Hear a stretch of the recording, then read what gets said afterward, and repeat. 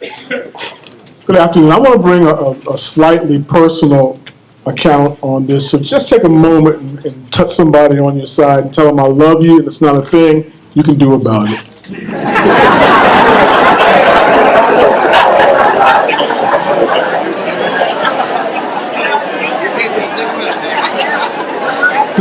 Now tell them like you really mean it. Say it like you really mean it. Now. But I want to shift gears just a little bit and come off the numbers and come off the statistics and just talk about this from a personal account and have Mr. Kozel realize that he and his colleagues that manage the hospital will share a lot in common with us, the residents of Kent County and the citizens of our neighborhood. You're going to go home later on and have dinner, spend time with your family, and check your email. Sooner or later, you're going to head off to bed. Right now, there's a farmer in this community who lives in our community who's going to end his day in the field and have dinner with his family, check his email, and prepare for the next day. There's a single mother of 3 who's going to prepare dinner for her children and get ready for bed soon and rest for the coming day. There's also an elderly person who, because of their fierce independence in this neighborhood, has chosen to remain in their home that they've lived in for 50 years. That person will rest and have some dinner and watch TV and prepare themselves for the next day. Sir, just like these people in our community, you share some basic commonalities that help shape us as humane, compassionate citizenry. You, however, sir, will get the opportunity to have adequate health care with the opportunity to have suitable inpatient services provided for you without the stress placed on you and your family as to where you're going to go and how far they got to go to visit you. Right. The farmer in our community who suffers from some accident on the farm has a family who'd be uncertain as to where he will go and how far it's going to take to get to see them, not including the lost wages and unproductivity of his lack of service.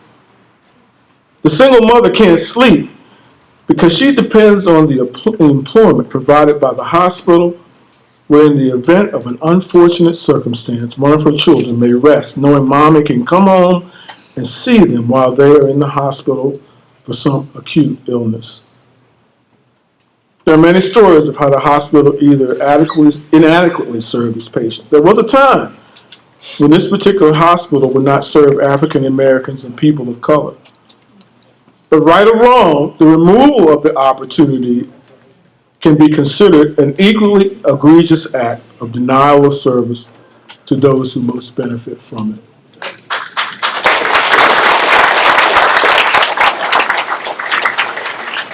Hippocrates teaches 2 things. Make it help or at least make it not harm. I ask you and your colleagues to at least do no harm to our area by not removing the inpatient opportunity and to make it help by increasing the level of service that our citizens, young and old, may feel they receive the best service available. Hippocrates also teaches that wherever medicine is, there is love, and there is also love for humanity. The removal of inpatient care for the apparent random reason of economics is an act against humanity in our community. You can clap on that if you like. Now, sir, as a corporate executive, your responsibility is to ensure return on investment, shareholder equity, and increased profits, even though you're a nonprofit institution. As a public official, you also must seek to do these vital 3 things with minimal public outcry and backlash. Now, as an employee also, in an already depressed economic situation, as is ours, would seek to want to hold on to your job and your dignity as a contributing member of society. But as a husband, a father, and a son of someone who needed the care of being in an environment where they were close to family and close to those they love and still receive quality care from the hands of caring medical staff, I ask you and your colleagues to at least place yourselves in our shoes for a moment and think on how it would affect you and your family if these necessary opportunities were denied. Not just denied, but removed out of reasonable reach. Thank you for the opportunity. From a school district perspective, I know it's not a secret that we're looking at consolidation with our own organization, but that is really driven with the services that we have to provide for our clientele. And as you heard from Commissioner President Pickram, the community is changing in the dynamics and the demographics, where we are an aging community and there are not the level of students that we once had in this community long ago. And so I really come to it from a different perspective. I've been fortunate enough to be part of the grassroots community that has met so that we could organize this meeting and talk about getting the information out. But from my perspective as an employer for the community, it's going to be incredibly difficult for us to recruit young teachers and think about increasing our school district population if we have the inability to recruit families to the area.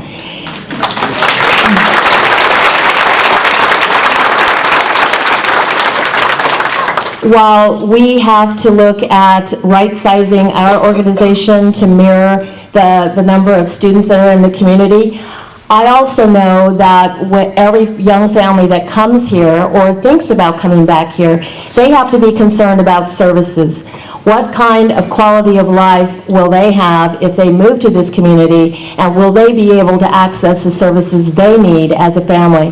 I know from our population of students, we have a lot of special needs students that have to have access to the hospital and to the services that they need in order to meet the needs of their family and meet the needs of the child. So I would urge the University of Maryland to think about what kind of an economic blow that this will be to our community. It certainly is not pleasant in my position to have to look at right-sizing our organization, and it's the most emotional thing we will ever have to do as a community. However, I would say that if we continue to deplete and take away services and inhibit our ability to grow as a community, it is really a death blow to the school system, because we count on population, we count on young families, we count on the ability to grow and to be able to meet the needs of our organization. So I come at from a different perspective, I guess, but from a community perspective, that it's not just about our aging community, but I would argue it's about meeting the needs of our young families and the ability to continue to bring them into our community. Thank you.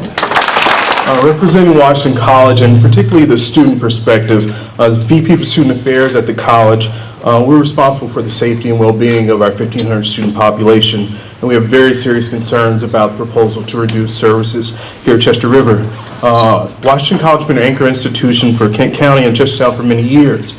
Our continuing viability and attractiveness to prospective students and current families, the lifeblood of our educational enterprise, depends upon the ability to offer much needed and expected health care services to our students and employees. Further attracting employees to a talent services are in decline is not an attractive proposition as we've heard before.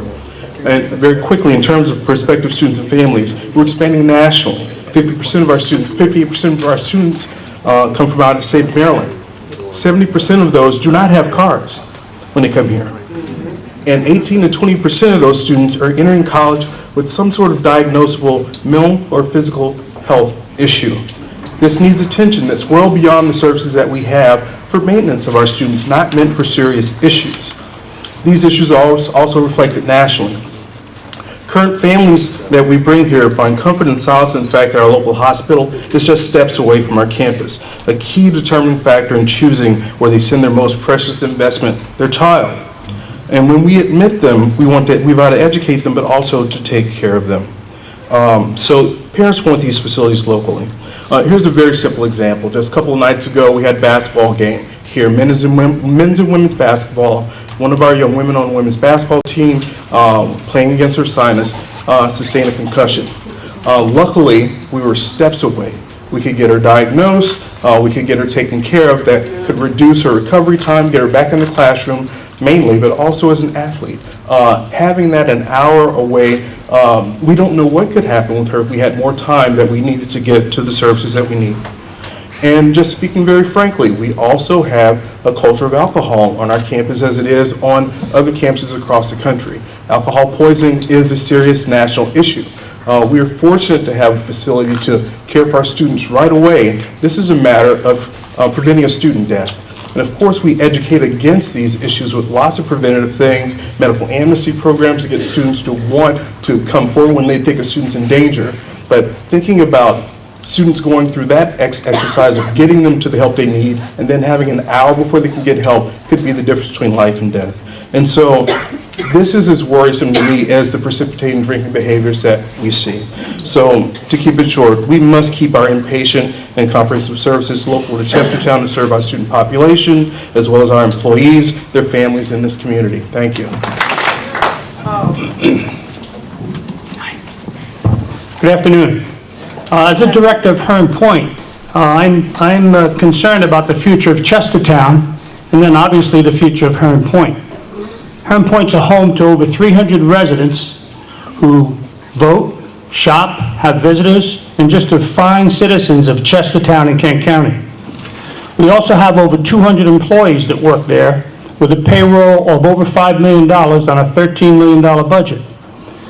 80% of our employees live in Kent or Queen Anne County. Many economic multipliers would project that size payroll to bring back into the area $7 million of services spent. Also, as a retirement community located on the river, in a fabulous town on the Eastern Shore, we're a prime location for retirees. But also a key factor is there's a hospital 5 minutes away. The hospital is used continuously by our residents and staff.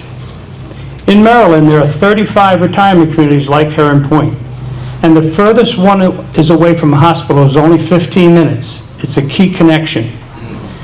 Even with some emergency and medical facilities they're talking about having here with the closure of inpatient beds, having an inpatient stay 45 minutes away on a good day is unacceptable and even dangerous.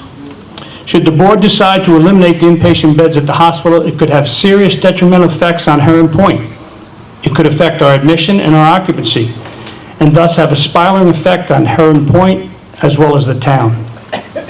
We moved to Maryland from Catskill, New York, over 25 years ago. And Catskill is a nice town, on a river, historic town, had one hospital where I worked for 10 years.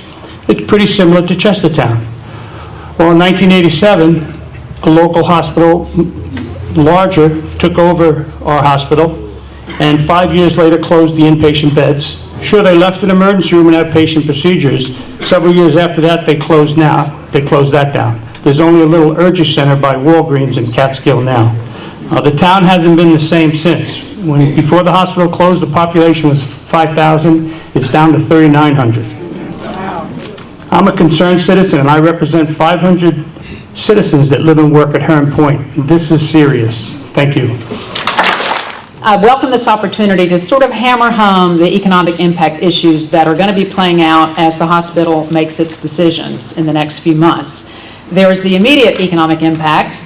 I do want to acknowledge, as did the mayor, that we are grateful for that infusion of capital money that University of Maryland did put into our hospital and into our emergency room. That the building is in good shape. We're ready to move forward. However, and there's also been cost savings in being part of a larger system in terms of what we can get things for now as part of a larger system. But the downside of it for us has also been that we have lost some top executive positions here at this hospital, and those salaries and that buying power in our community. A lot of the management positions have been shifted over to Easton, and we always have said for decades that our top three employers are Washington College, Dixon Valve, and the hospital. And the importance of that as the economic engine cannot be overstated. So I do want to stress that every job lost at the hospital does have a ripple effect in local spending power, local household incomes. Now, others have alluded to this very important issue, the impact on people considering moving here for work or retirement. And it's huge, as somebody would say. So I don't want to belabor it too much because others have mentioned it, but I do want to talk about three disturbing trends that we've seen here in the last couple of years as the system-wide merger has been playing out.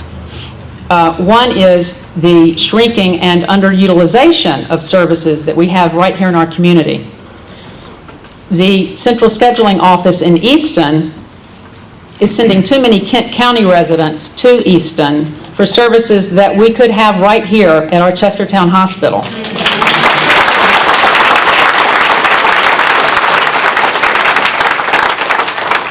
Now, whether or not that is intentional, the end result is going to be that the numbers are being engineered in a way that will not be good for us when the final decisions are made.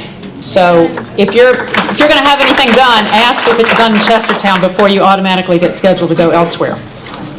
And then the third trend is the failure to replace physicians who move away or retire, and not recruiting physicians in that personal, aggressive way that this community used to do. It was a way where you sold the community and the quality of life. And we know that once we can get a physician here, show them what a wonderful place this is and what kind of life they can have, it goes a long way to recruiting them to come work at our hospital. So if all this continues and the board decides to move these inpatient beds and a lot of other services to a place, I would even say 60 to 90 minutes away for a lot of our residents, it's going to have a huge impact on whether people in the future will decide to join us and be part of our community. Now, maybe the most important thing I want to say to the leadership of the hospital and the hospital system is that Chestertown and Kent County have laid down groundwork for smart growth and exciting growth in the near future. And we want a hospital that will partner with us and move forward with us. I want to give you just a quick rundown of some developments that bode very well for our future. I have to start with the arts and culture atmosphere here in town. It's stronger than ever. If you look at Washington College, the Garfield Center for the Arts, River Arts, National Music Festival, Mainstay, Sumner Hall, Chester River Chorale, these and more arts organizations and venues are bringing high caliber entertainment and arts to our community and to visitors. And it is one of the reasons we were recently designated an arts and entertainment district in the downtown area. That is a state designation that will enable us to leverage our arts strengths to bring more artists, more arts-related businesses to town, and therefore increase the vitality of the downtown area and increase the customers available to our shops and restaurants. The town and the county have shown a commitment to smart growth. How do I know? Well, 3 months ago they hired me, the town of Chestertown hired me as the first ever coordinator of economic development. The county, a year ago, named Jamie Williams to be their manager of economic development, and Jamie and her colleagues on her advisory board and the commission are working on some important economic development initiatives, including access to faster, more reliable internet, and I thought I'd get applause on that one, the internet. And also the creation of a Maryland Enterprise Zone, which will reward businesses who build or expand in Chestertown. So, bottom line, we're growing. If you look at Washington College, their strategic plan calls for growth, not shrinkage. There's a new dorm and a new academic building going up now. It is to help accommodate a projected 5% increase in student population. In downtown Chestertown, you'll see that Sultana Education Foundation is building a multi-million-dollar state-of-the-art education center that will more than double the number of school children who come to Chestertown to learn about our maritime history and our Chesapeake Bay ecosystem. Even more exciting proposals are on the table. They include a marina project, a new marina for the town, a public arts master plan, and a new high-density residential development at Stepney Manor.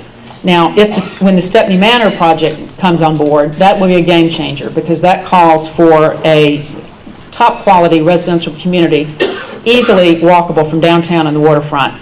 It'll just be a wonderful game changer for the town. So, my bottom line is we are a community poised to grow.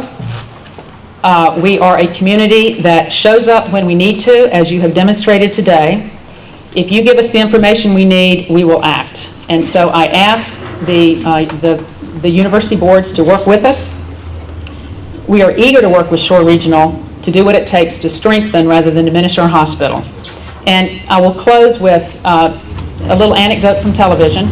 Some of you probably watched the Downton Abbey season opener, the popular PBS show.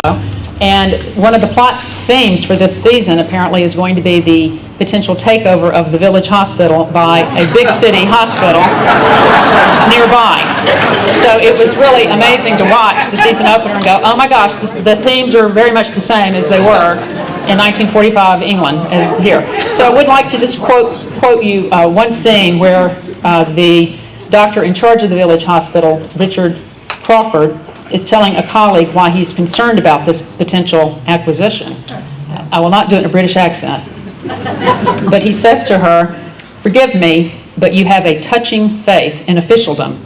Once they take over the hospital, they will lay down the law with no regard for the needs of the area. I've seen it in war and in peace. It's always the same." Well, I would fervently hope and trust that when it comes to the former Chester River Hospital, the Board of Shore Regional Health and the University of Maryland Medical System will prove Dr. Crawford and his script writers happily mistaken about this hospital. Thank you very much. You know, as Dixon, we are celebrating our 100-year anniversary this year, so we're pretty excited about that. And for those that are longtime Kent County people, I've been here for 26 years, so I'm not considered a Kent County person yet. I'm working on it.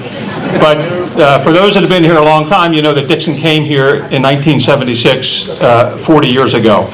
So we've been excited about what we've done here. We started here in 1976 with a handful of people, and today we have 400 employees in our Chestertown facility, with a payroll just north of about $30 million. So it's a pretty significant group of people that we have in this community. I will tell you that we wouldn't be anything without those 400 people.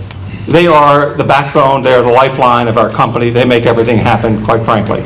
And for us to, like everybody else that has talked, whether it's the college or the hospital or the school system, everybody has a plan, and we have a plan. And our plan is to continue to grow. And we can't grow without getting people. We need engineers, we need accounting folks, we need manufacturing people, we need to grow. And right now it is really hard to find people that want to move to Kent County, particularly to Chestertown, to come work. And for us, we feel that we need a vibrant town, and we have a very, very good town, but we need to make sure that we keep building our town and have a vibrant town.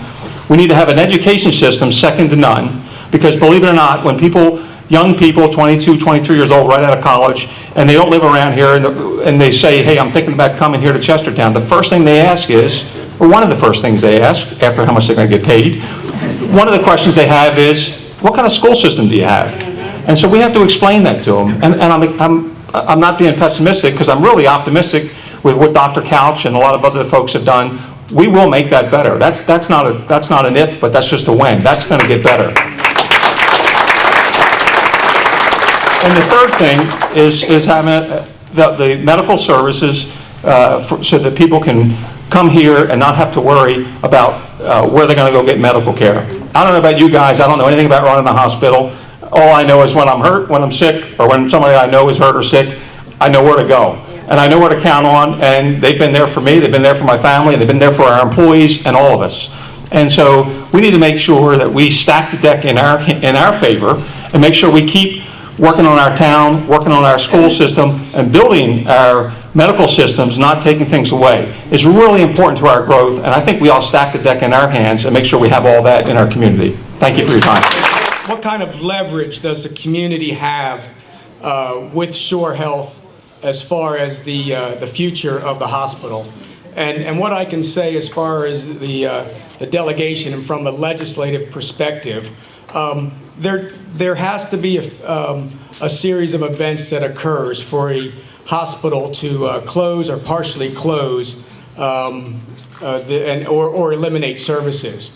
Part of what we're going to be looking at in the upcoming session, this same type of event occurred in Laurel in October. And there has been a strong concern on the way that hospitals can close or eliminate services. And believe it or not, there's an extremely arduous process to open a hospital, yet a very simple process to eliminate services. So I have joined forces with a senator in Prince George's County to put forth some legislation that brings the community into the role of what a hospital can and cannot do. And most specifically, in a code home rule county, which is what Kent County is, what we are asking is that the Board of Health, and again, in Kent County, the commissioners sit as the Board of Health, would have to approve the closure or partial closure of a hospital before that can occur. And this will give us the opportunity to bring the decision back locally. I mean, the last thing we want to see is policymakers or appointed commissions making the decision for local communities. We want these decisions on what happens with our healthcare services to be made at the local level. So we're going to put forth this legislation. Hopefully we're going to get a bill hearing on that. We will be in touch with you all with respect to that, ask you all to come down. I've seen many faces that I saw when we had an issue with windmills here in Kent County. And I know that Kent County, as Delegate Jacobs say, is made of fighters. And I know that we can come and do a great job in putting our viewpoints ahead in front of other legislators in Annapolis. So at that point, that is one issue that we have as far as leverage. There are other things that we are working on as well, but that's the one thing that I think is best to mention right now. This is more of a statement, Mr. Kozel. I want you to take note how many people are here. It's at least twice as many as came to the opening of the emergency room. So you can see there's some real concern here. And you serve refreshments. We don't have refreshments. Karen O'Connor, I'd like to address my question to Mr. Kozel. How many sitting board members are residents of Kent County? Thank you for that question. If I could, I'll take a minute to just give you the perspective of the... I will. So there are 24 members of the Shore Regional Health Board. It is a local board where 22 members represent the 5 counties that we serve. In Kent County, I'd have to do the counting off the top of my head, but I believe it's at least 6 board members from Kent County. Residents of Kent County? I'm not... I would have to do the counting and look at the addresses of each of the board members, but... I can answer the question. There's only 2 members who live in Kent County. I don't believe that's correct, but I unfortunately don't have the specific addresses of everyone on the board to know who is a Kent County resident. We can certainly send that out. Let me add a caveat to that. You know, we're gearing all our interest towards Shore Regional Health Board of Directors. When they make their decision, yay or nay, they can be trumped by the big board at the University of Maryland. So we have bigger problems, bigger issues than just Shore Regional, because we are very poorly represented on the ARMS board. The person who represents us does not live in Kent County. So we really have no true Kent County representation on the big board over in Baltimore. And I think it's unfair to this area for people to not patronize this hospital. Keep it as it was. My father was the first one into this in 1935. It was small, but it served what was needed in this county. And I think it's unfair to take that this little hospital, which has grown as it has, away from this county. I'm Ann Davenport. I live in Chestertown. I would like to know who we can put pressure on in order to have this hospital continue and grow, and whether it's email, mail, but we need names and addresses so that we can let these people know how we feel. Obviously, the best way to inform anyone of your opinion is your local elected officials. Again, why we're holding this meeting, but please, as we continue to go through this process and we continue to go further, we will be reaching out to you as well too. But letters to your state delegations, letters to Shore Health, emails to Shore Health, is the best way to continue to keep all of us appraised of your thoughts and opinions on that. I've been a resident of Kent County only since 2007, but I grew up in Dorchester County. And I saw what happened to Dorchester Hospital in the mid-'80s when University of Maryland came in there. It's the exact same thing. We were told we were going to have specialists. We were told it was going to improve our hospital. And within about 2 years, we lost the exact same services you did. OBGYN and pediatrics went first. Dorchester County luckily had a very proactive county commissioner group who stepped in, and the whole community stepped in like you did. And we got left alone for a long time. When this came about in Kent County, I spoke up and I said the same thing, and it was like nobody listened. Because exactly what happened 2 years later was what happened to us in Dorchester. Just this past holiday season, I happened to be at home visiting. My whole family is in Dorchester County. And what I heard was, one, they're losing their surgical services. This is most likely what is going to happen. Their surgery is going to be closed and it's going to be sent to Easton Hospital. Two, they want to close the ICU-CCU. One physician there who has been very verbal, which there are several down there, has also been told that he will likely lose his privileges to the ICU-CCU. How do you get rid of an ICU-CCU? You take away the physicians that have the privileges to work in it. So it's not just our hospital. They're doing it, they're back again in Cambridge, they're back again in here, and if we don't fight for it, we will have absolutely nothing. I am a nurse. I worked at Dorchester Hospital for 5 years. I got married and I went to the Western Shore. I came back here because I wanted to come back to a rural community. I'm a member of Wesley Chapel. I spoke up this morning in my church because I know if our community does not stand up to this, outside of just being here, but in the delegates as well, we will not have a rural hospital.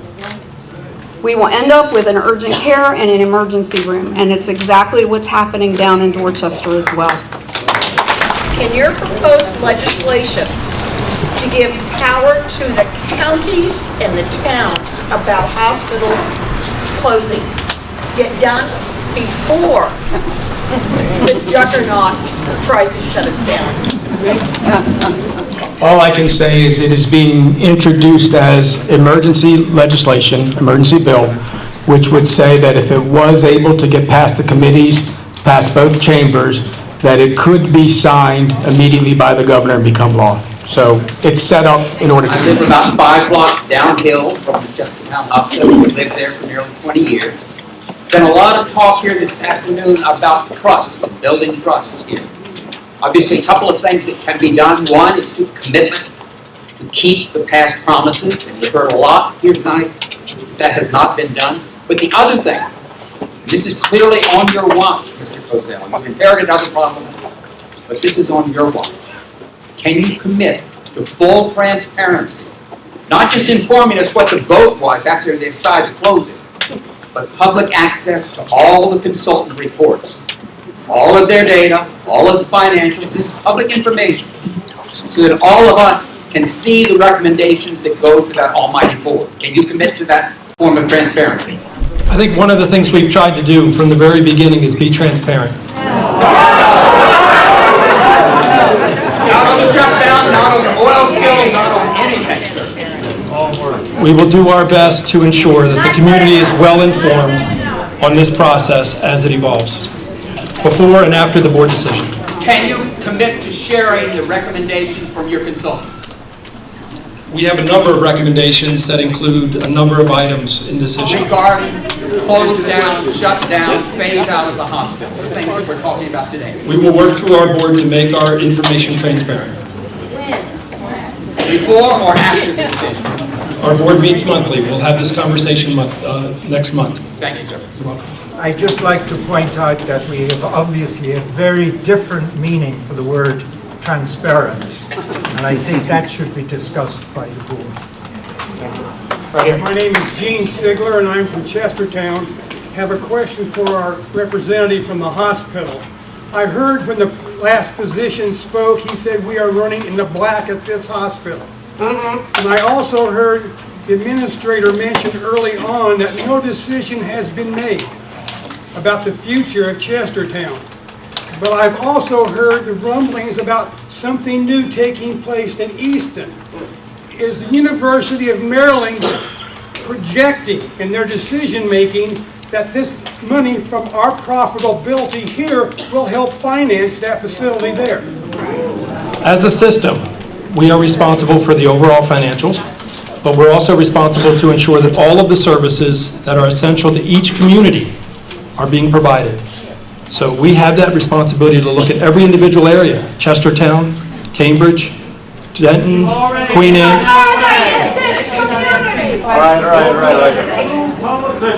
We have an obligation to ensure that all of the services that are needed in all of our areas that we cover are being covered. My second part of my question, is your mission statement ongoing? Is it as you're needed, or is it for the benefit of the community? Is the mission statement that was given in the past ongoing, and if not, why not? The mission statement that was in the past for Chester River Health System is consistent with our current mission statement of creating healthier communities together. There's a lot of similar language between the old mission statement that existed and this new one. But it has evolved as healthcare has evolved. I'd just like to add a comment to that. The mission statement is very intentionally eliminating inpatient care as opposed to the previous mission statement. It specifically spelled out maintaining inpatient care. The agreement from 2008 that they promised us, they promised to maintain inpatient care. This new mission statement is very deceptive. It does not, what do you call it? Quality communities, healthy communities. It doesn't mention anything about inpatient care. Let me also say, you made a good point. Mr. Kozel will agree, we are a not-for-profit community hospital in the black. I asked Mr. Kozel to his face, then why are you closing us down? It makes no sense. We're not-for-profit, community hospital, we're in the black. What's the problem? And it might feed into what you're saying, that we have to, Easton, by the way, has bigger financial problems than we do. They have to hire 40 traveling nurses. We don't have any. Traveling nurses are very expensive. They lost their entire surgical staff within the last couple of years. Why is that? They lost OBGYN. They're tied to Anne Arundel now from their own hospital, Easton Memorial. Why is that? They have a systemic problem in this system, and it needs to be fixed. I live in Lynch. I've only been here for a very short time. Mr. Kozel, you were talking about the rural health system. Carroll County was a very rural area.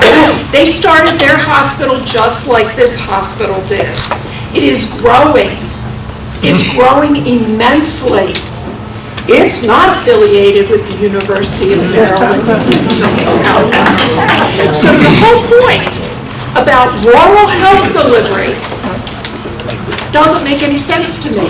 If an area that is very similar, only they've got mountains instead of a river, that they can grow immensely, and we have to suffer the University of Maryland fallout.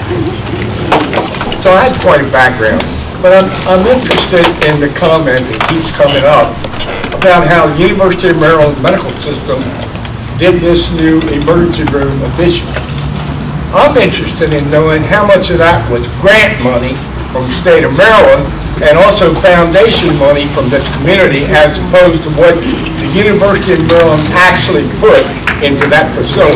I don't have the specific dollars offhand, but I do know that there was grant money. There was also foundation money raised. Six from the university. 600,000? I'm sorry, 6 million from the University of Maryland Medical System. 2 million by the community. I'm sorry, I'm speaking with our foundation person. Who's?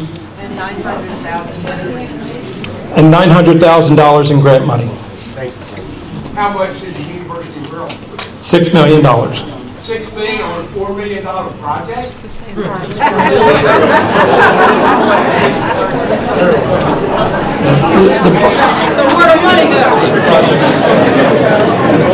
I believe the project expanded beyond that, but we can certainly find out the information. My name David Jones, former council member down there. I would like to ask the president of the CEO there, if we lose the hospital, are you going to support the EMS service for transportation from Rock Hall to Easton, wherever? Because as a volunteer, I put in, used to be back in the day, it was almost 40 minutes at the most. It's 2 hours and a half round trip just from there to Chestertown now, due to paramedic getting to the patient all the time. Now, we already know this, but I still got to ask it. We transported a maternity patient, we got to the bowling alley, we delivered a baby. It's your fault, it would have been your fault if something would happen to the mother and the child. Right. Secondly, we had to turn around and they had to be transported from Chester River to to Annapolis. Secondly, our service out there now is 2.5 hours here. It's almost 4 hours round trip from here to Anne Arundel. And we don't get nothing from you all. We get it from the community. And they are our supported people. You all don't give us nothing. And I would like to see, before I end this, our rescue squad chief right here can vouch for that our EMS service need help now to try to get people to help run our units. So think about that. We can't go without a hospital.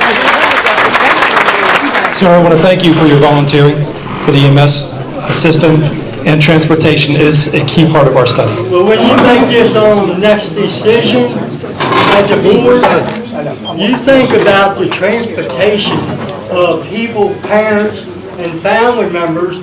Maybe these units are tied up on something else, and they driving a cardiac arrest in a car to Chester River, and I seen it happen, because I helped get many people out of the car in cardiac arrest.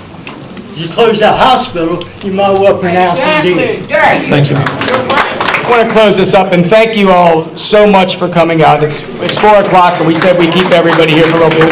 On behalf of Delegate Ahrens, Delegate Jacobs, Delegate Christ, again, we appreciate you coming out. This will be the first of several, I'm sure. We look forward to your continued support and advocacy, and thank you again for coming out. There are petitions that are out there if you'd like to sign. Please see somebody that has a clipboard and notepad. Again, thank you very much.